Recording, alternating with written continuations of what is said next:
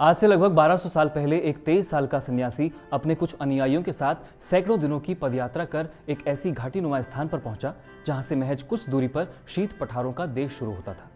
उसने देखा चारों ओर हिमाच्छादित पहाड़ियां हैं, एक नदी है जो अभी अभी एक ग्लेशियर से निकलकर खुले आसमान में इतराते हुए तेज वेग से बह रही है। उस नदी के सर्द हाड़ कपाते पानी से राहत देने के लिए एक गर्म पानी का स्रोत भी है, जिसकी गंधक की महक और भाप हजारों किलोमीटर की थकान को हर लेती है। उस नवयुवक को यह भी पता चला कि वो जिस घाटी में खड़ा है वो हिमालय श्रृंखलाओं के बिल्कुल बीचों बीच मौजूद है। कुछ देर तक उस नवयुवक ने आंखें बंद की और जब खोली तो उसके मुंह से निकला, ये पूरा इलाका अब वैष्णव क्षेत्र कहलाएगा और इस घाटी में भगवान विष्णु के सबसे बड़े धाम का प्रतिष्ठान होगा। ये सन्यासी दिव्य नवयुवक थे आदिशंकर, जो केरल के कलाड़ी गांव से चलकर यहाँ तक पहुंचे थे, जिन्होंने भारत में 4 मठों को स्थापित किया। कालांतर में ये ही शंकर नाम के सन्यासी आदि गुरु शंकराचार्य कहलाए। आदि गुरु शंकराचार्य को हिंदू धर्म की पुनर्स्थापना करने का श्रेय दिया जाता है। शंकराचार्य के बाद से ही सनातन धर्म में शंकराचार्य की परंपरा शुरू हुई। महज 32 साल की उम्र में आदि गुरु ने केदारनाथ में महासमाधि ले ली थी, लेकिन अपनी मृत्यु से पहले वे अद्वैत वेदांत की रचना कर चुके थे। अद्वैतवाद के सिद्धांत के अनुसार इस वास्तविकता और अनुभवी दुनिया की सभी चीजों की जड़ें ब्रह्म से जुड़ी हुई है। उनका मानना था कि चेतना अपरिवर्तनीय है, मतलब ब्रह्मांड में ब्रह्म ही सत्य है। उन्होंने 20 साल की उम्र से पहले ही भगवद गीता, उपनिषदों और वेदांत सूत्रों पर कई फिलोसॉफी लिखी। उन्होंने सांख्य दर्शन का प्रधानकरणवाद और मीमांसा दर्शन के ज्ञान कर्म समुच्चयवाद का भी खंडन किया। सांख्य दर्शन जैन धर्म के कपिल मुनि द्वारा दिया गया है, जबकि मीमांसा दर्शन महर्षि जैमिनी ने ईसा से 300 साल पहले दिया था। सैकड़ों सालों का वक्त बीता, कई आपदाएं आई, कई युद्ध हुए और कई अकालों से सदियां गुजरी, लेकिन बद्रीनाथ हिंदू धर्म के 4 संप्रदायों में से एक वैष्णव के अनुयायियों का सबसे बड़ा आस्था का केंद्र बनता गया। हर साल हजारों की संख्या में यहाँ देश भर से श्रद्धालु आने लगे तो इनकी जरूरतों के लिए दुकानें भी खुलने लगी और कुछ धर्मशालाएं भी बनी। धीरे धीरे बद्रीनाथ मंदिर के आसपास एक छोटा सा कस्बा आकार लेने लगा। इन्हीं बीत चुकी सदियों में कुछ नियम कायदे भी बने और कुछ रोचक घटनाएं भी हुई। आज हम आपको बद्रीनाथ धाम की ऐसी ही तमाम रोचक जानकारियां देंगे। नमस्कार, मेरा नाम अमन रावत है और आप देख रहे हैं 12 मासा का खास कार्यक्रम डांडी काठी। इस कार्यक्रम की शुरुआत में ही हम आपको मोटा माटी ये बता चुके हैं कि बद्रीनाथ धाम की स्थापना कैसे हुई और किसने की। हालांकि कई बार एक थ्योरी विवाद का कारण भी बनती है, जिसमें कहा जाता है कि बद्रीनाथ में पहले से एक बौन मंदिर हुआ करता था। कई इतिहासकारों ने बौन के बारे में ज्यादा जानकारी न होने के चलते इसे बौद्ध मठ भी कहा। इनमें शामिल कई बड़े नामों में से एक थे राहुल सांकृत्यायन। लेकिन आज के कार्यक्रम में हम उस मुद्दे पर नहीं जा रहे हैं। वैसे अगर बौन शब्द सुनकर आपको कुछ अटपटा लगा हो तो हमारे पास आपके लिए इस सवाल के एवज में एक विस्तृत जवाब भी है। उत्तराखंड के प्राचीन बौन धर्म के बारे में विस्तार से जानने के लिए आप 12 मासा की हाईलैंडर सीरीज का ये कार्यक्रम देख सकते हैं। आपकी सुविधा के लिए इसका लिंक डिस्क्रिप्शन में दे दिया गया है। तो चलिए वापस लौटते हैं बद्रीनाथ के इतिहास की दिशा में। साल 1928 में टिहरी राज दरबार में वजीर रहे पंडित हरिकृष्ण रतूड़ी ने अपनी किताब गढ़वाल के इतिहास में उस समय के बद्रीनाथ धाम का खाका खींचा है। वो लिखते हैं कि हर साल यहाँ पर लगभग 40 से 50 हजार यात्री आते हैं। हरिद्वार में जब कुंभ होता है तो ये संख्या बढ़ जाती है। मंदिर की आय के मुख्य 2 स्रोत हैं। एक है भूमि से लिया गया टैक्स, जिसे मालगुजारी भी कहते हैं, और दूसरा है श्रद्धालुओं द्वारा अर्पित किया गया चढ़ावा। बड़ी बात यह है कि बद्रीनाथ मंदिर का अल्मोड़ा जिले के 45 गाँवों पर राज है और 26 गाँवों में भूमि भी, जिससे साल भर में 1750 रुपये का टैक्स आता है। गढ़वाल में 164 गांव इस मंदिर के अधीन हैं, जिनसे 5429 रुपये की वार्षिक आय होती है। कुल मिलाकर टैक्स से साल भर में 7179 रुपये की आय होती है। अब ये गांव बद्रीनाथ मंदिर के अधीन क्यों थे, इसका भी एक दिलचस्प इतिहास है। इसके बारे में एडविन एटकिंसन ने अपने महाग्रंथ हिमालयन गजेटियर में विस्तार से लिखा है। बद्रीनाथ गढ़वाल राजवंश के इष्ट देव हैं, इसलिए यहाँ गढ़वाल के राजा को बोलांदा बद्री या हिंदी में कहें तो साक्षात बोलने वाला बद्रीनाथ कहा जाता है। ऐसा भी कहा जाता था कि राज परिवार की गद्दी बद्रीनाथ की ही गद्दी है। श्रद्धालुओं में यह विश्वास है कि बिना राजा के दर्शन किए यात्रा सफल नहीं होती। राजा के इष्ट देव होने से और राजगद्दी बद्रीनाथ की होने से मंदिर के धर्म संबंधी तथा इंतजाम संबंधी शक्ति टिहरी नरेश के हाथ में रखी गई थी। लेकिन जब गोरखाओं ने पहले कुमाऊं और फिर गढ़वाल पर हमला किया तो व्यवस्थाएं कुछ बदल गई। पंडित हरिकृष्ण रतूड़ी के अनुसार गोरखाली आक्रमण के समय टिहरी के राजा ने बद्रीनाथ मंदिर से बतौर ऋण 50,000 रुपये लिए थे।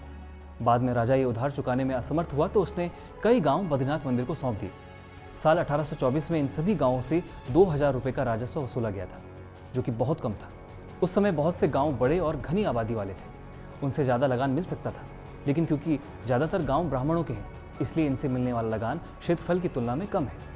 पंडित हरिकृष्ण रतूड़ी के अनुसार 19वीं सदी के पूर्वार्ध तक ये लगान बढ़कर लगभग 7000 से ज़्यादा हो गया था। बहरहाल मंदिर के राजस्व का मुख्य जरिया श्रद्धालुओं की ओर से चढ़ाए जाने वाले भेंट ही होती थी। रतोड़ी बताते हैं कि ये चढ़ावा 3 प्रकार का है। पहला मंदिर का चढ़ावा, जिसे थाली भेंट भी कहते हैं, दूसरा अटका भेंट और तीसरा गद्दी भेंट। इसके अलावा तप्त कुंड में भगवान के दर्शन से पहले स्नान किया जाता है। इस स्नान के बाद गुप्त दान की परंपरा भी है, जिसमें नारियल में छेद करके उसके भीतर अपनी ओर से भेंट गुप्त रूप से रख दी जाती है। इन सब से साल की आय 80 से 90 हज़ार रुपये है। सोना, वस्त्र और मेवा इन सब से अलग है। ध्यान रहे कि आय के ये आंकड़े आज से करीब 100 साल पहले के हैं।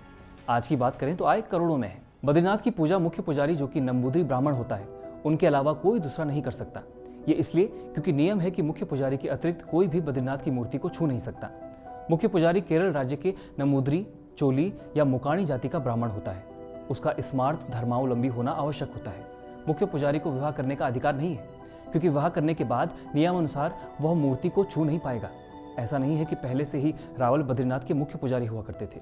ये व्यवस्था काफी बाद में आई। पंडित हरिकृष्ण रतोड़ी के अनुसार शंकराचार्य केरल के नंबूद्री ब्राह्मण थे और वो ही पहले बद्रीनाथ के मुख्य पुजारी हुआ करते थे। ऐसी कहानी है कि जब संन्यास लेने के समय शंकराचार्य की माता ने उनसे अनुरोध किया था कि यदि तुमने संन्यास ले लिया तो तुम्हारे हाथ से मेरी अंत्येष्टि क्रिया नहीं हो सकेगी। तब शंकराचार्य ने अपनी मां को वचन दिया कि मैं सन्यासी होने पर भी अवश्य तुम्हारी अंत्येष्टि क्रिया करूंगा। जब शंकराचार्य की माता का देहांत हुआ तब सन्यासी वेशधारी शंकराचार्य ने अपने वचन के अनुसार माता की अंत्येष्टि क्रिया करनी चाहिए, लेकिन उनकी जाति के लोगों ने इसका विरोध किया। उन्होंने उनकी मां के शव को श्मशान ले जाने से रोक दिया और खुद भी उनका अंतिम संस्कार नहीं किया। अंत में शंकराचार्य ने माता का शवदाह अपने हाथों अपने ही घर के आंगन में किया। उस वक्त उनके 2 रिश्तेदार उनके साथ थे, जिसमें एक चोली जाति और दूसरा मुकाणी जाति का ब्राह्मण था। बाद में शंकराचार्य ने इन दोनों जातियों को भी अपने निर्मित क्षेत्रों में अपनी जाति के साथ स्वामित्व प्रदान किया। लेकिन फिर ऐसा क्या हुआ कि रावल महंत सन्यासी न होकर गृहस्थ होने लगे? पंडित हरिकृष्ण रतोड़ी के अनुसार ऐसा इसलिए हुआ क्योंकि 1776 में बद्रीनाथ मंदिर के मुख्य पुजारी महंत रामकृष्ण स्वामी की जब मृत्यु हुई तो उस वक्त वहां कोई नंबूद्री, मुकाणी या चोली जाति का सन्यासी नहीं था। लेकिन पूजा अनुष्ठान भी रोके नहीं जा सकते थे। उस दौरान टिहरी रियासत के महाराजा प्रदीप शाह वहीं मौजूद थे। राजा को पता चला कि मंदिर में भगवान के लिए भोग पकाने वाला एक नंबूद्री जाति का है, जिसका नाम गोपाल है। समस्या ये थी कि वो शादीशुदा था और उसकी एक लड़की भी थी। गोपाल को बुलाया गया। राजा ने उससे पूछा कि क्या वो मुख्य पुजारी बनना चाहेगा। उसने हामी तो भर दी, लेकिन अपनी कुछ मांगे भी रखी। बहरहाल राजा ने उसकी मांगों को तुरंत मान लिया और उसे महंत रामकृष्ण स्वामी के स्थान पर नियुक्त कर दिया गया। तब से बद्रीनाथ के मुख्य पुजारी की पदवी महंतों से रावलों के हाथों में आ गई। अब गोपाल ने आखिर राजा प्रदीप शाह के समक्ष ऐसी क्या मांग रखी थी, जिसके कारण कई सालों बाद बड़ा विवाद भी हुआ और उसका निस्तारण राजा प्रताप शाह को करना पड़ा। टिहरी के दरबार में वजीर रहे इतिहासकार पंडित हरिकृष्ण रतोड़ी के अनुसार हुआ यूं कि राजा प्रताप शाह के शासन के दौरान रावल पुरुषोत्तम ने बद्रीनाथ में ही मौजूद लक्ष्मी मंदिर के चढ़ावे पर अधिकार रखने वाले डिमरी लोगों के खिलाफ टिहरी दरबार में अभियोग पंजीकृत कराया। मुकदमा था कि लक्ष्मी मंदिर का चढ़ावा डिमरियों को नहीं मिलकर मंदिर में जमा होना चाहिए। मुकदमे की पैरवी के दौरान बद्रीनाथ के धर्माधिकारी पंडित गंगा दत्त ड्यूडी ने महाराजा प्रताप शाह के सामने उस ऐतिहासिक मांग को रखा जो कभी पहले गृहस्थ रावल गोपाल ने रखी थी, और राजा प्रदीप शाह ने उसे मान भी लिया था। उसकी मांग इस प्रकार थी: मेरे मठाधीश होने से मेरी जाति बिरादरी के लोग मुझसे विवाह संबंध छोड़ देंगे और मेरी बेटी का विवाह नहीं हो पाएगा। दूसरा ये कि अब मुझे यहाँ की प्रथा के अनुसार गृहस्थ जीवन छोड़कर सन्यासी बनना पड़ेगा, तो मेरे परिवार से कोई मेरा उत्तराधिकारी भी नहीं होगा। ऐसे में तो मेरे परिवार के भूख से मरने की नौबत आ जाएगी, इसलिए मेरे परिवार की आजीविका का स्थायी प्रबंधन होना चाहिए। तब महाराजा प्रदीप शाह ने वहां मौजूद सभी ब्राह्मणों को आज्ञा दी कि तुम लोग गोपाल की संतान के साथ अपना विवाह संबंध रखो। ब्राह्मणों ने राजज्ञा का पालन किया और उसके परिवार से पारिवारिक संबंध स्थापित किए। इसके साथ ही लक्ष्मी मंदिर को मिलने वाली भेंट और मंदिर में रसोई के काम के अलावा मंदिर की प्रतिष्ठित नौकरियों पर भी गोपाल रावल के परिवार के लिए राजा ने प्रबंध किया। तब से ये परंपरा चली आ रही है। डिमर गांव इनके परिवार को रहने के लिए दिया गया और तब से ये डिमरी भी कहलाए जाने लगे। हालांकि गोपाल रावल एकमात्र ऐसे रावल थे जो गृहस्थ होने के बावजूद मुख्य पुजारी बने, लेकिन उनके बाद कालांतर में रामचंद्र राम ब्रह्म, नील दत्त रावल, सीताराम रावल आदि जो भी रावल मौजूदा वक्त तक हैं, वो मुख्य पुजारी रहने तक सन्यासी रहेंगे। इस पद से हटने के बाद वो गृहस्थ जीवन का आनंद ले सकते हैं। ये पूरा ऐतिहासिक पक्ष सुनने के बाद दरबार में डिमरियों के पक्ष में फैसला सुनाया गया। इसी तरह और जातियों को भी जिम्मेदारी मिली। मसलन तप्त कुंड के पंडे देवप्रयागी कोटियाल हैं, ब्रह्म कपाल में हटवाल और कोटियाल जाति के पंडे हैं। ब्रह्म कपाल में तीर्थयात्री श्राद्ध कराते हैं। बद्रीनाथ मंदिर में जो आय होती है वो सब मंदिर के कोष में जमा होती है। इसका लेखा जोखा रखने वालों को सान भंडारी कहते हैं। बद्रीनाथ मंदिर के अधीन 16 और मंदिर हैं, जिनमें मुख्य रूप से लक्ष्मी मठ, माता मूर्ति, पांडुकेश्वर, जोशी मठ, नरसिंह जी, ज्योतिश्वर महादेव, वासुदेव मठ, रमेश्वर मठ, भविष्य बद्री, दाणिमी नरसिंह, लक्ष्मी नारायण पहला, दूसरा, तीसरा और चौथा, सीताराम मठ और आखिरी वृद्ध बद्री हैं। बद्रीनाथ मंदिर में एक परंपरा यह भी रही है कि तिब्बत के शासक और धर्मगुरु के प्रतिनिधि द्वारा हर साल चतुर्मास में बतौर भेंट चाय, चंवर गाय इत्यादि वस्तुएं मंदिर को भेजी जाती हैं, जबकि मंदिर से प्रसाद, मिठाई, भोग, वस्त्र, कस्तूरी को लामा के लिए तिब्बत भेजा जाता है। ये परंपरा संभवतः तिब्बत पर चीन के कब्जे के बाद से समाप्त हो गई होगी। पंडित हरिकृष्ण रतोड़ी एक और दिलचस्प ऐतिहासिक तथ्य अपनी किताब में सामने रखते हैं। वो लिखते हैं कि बद्रीनाथ का मंदिर बने हुए 2380 साल हो गए हैं। ये भी कहा जाता है कि आदि गुरु शंकराचार्य ने इस मंदिर को बनवाया था, लेकिन जिसमें कई आधुनिक इतिहासकारों के मतभेद हैं, क्योंकि ये तो प्रमाणित सत्य है कि आदि गुरु शंकराचार्य 8वीं सदी में बद्रीनाथ आए थे। पंडित हरिकृष्ण रतोड़ी, जिनको आधुनिक इतिहासकार बता रहे हैं, वो 19वीं सदी से पहले के हैं, क्योंकि उन्होंने खुद से ये किताब 1929 से पहले लिखी थी। हरिकृष्ण रतोड़ी बताते हैं कि यदि शंकराचार्य का समय 8वीं सदी ही स्वीकार किया जाए, तब यह कहना होगा कि उन्होंने मंदिर नहीं बनवाया था, क्योंकि मंदिर उससे भी पहले से था। उन्होंने उसका जीर्णोद्धार किया होगा।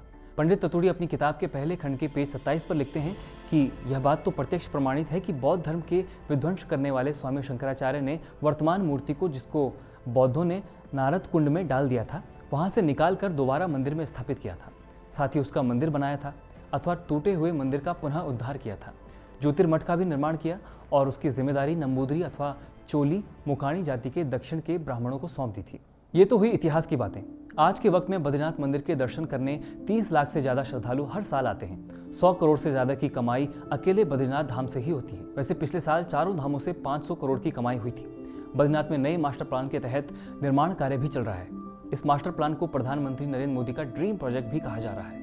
हालांकि स्थानीय पंडित पुरोहित इस मास्टर प्लान के विरोध में धरना प्रदर्शन भी कर रहे हैं, क्योंकि उनका कहना है कि इस मास्टर प्लान से वे सीधे तौर से प्रभावित हो रहे हैं, लेकिन फिर भी उनकी उचित सुनवाई नहीं हो रही है। बद्रीनाथ में मास्टर प्लान कैसे लागू हो रहा है, उसे समझने के लिए आप 12 मास की एक ग्राउंड रिपोर्ट देख सकते हैं। लिंक डिस्क्रिप्शन में मौजूद है। बहरहाल आदि गुरु शंकराचार्य ने न केवल वैष्णव धर्म के बड़े धार्मिक प्रतिष्ठान को उत्तराखंड में स्थापित किया, जिससे ये भूमि देवभूमि कहलाई, बल्कि उन्होंने यहाँ के लाखों लोगों की आजीविका का एक ऐसा ठोस प्रबंधन भी किया, जिससे सैकड़ों सालों से और आगे भविष्य में अनंत काल तक हजारों परिवारों की आर्थिकी मजबूत रहेगी। क्योंकि अब यात्रा से न केवल बद्रीनाथ के हकूकधारियों को लाभ होता है, बल्कि हरिद्वार से बद्रीनाथ तक के तमाम छोटे बड़े कस्बे और गांव के लोगों की आजीविका भी सीधे तौर से इस धार्मिक यात्रा से जुड़ी होती है। हमारे सहयोगी मनमीत की लिखी ये स्क्रिप्ट आपको कैसी लगी, कमेंट बॉक्स में जरूर बताइएगा। जुड़े रहिए 12 मास के साथ। शुक्रिया।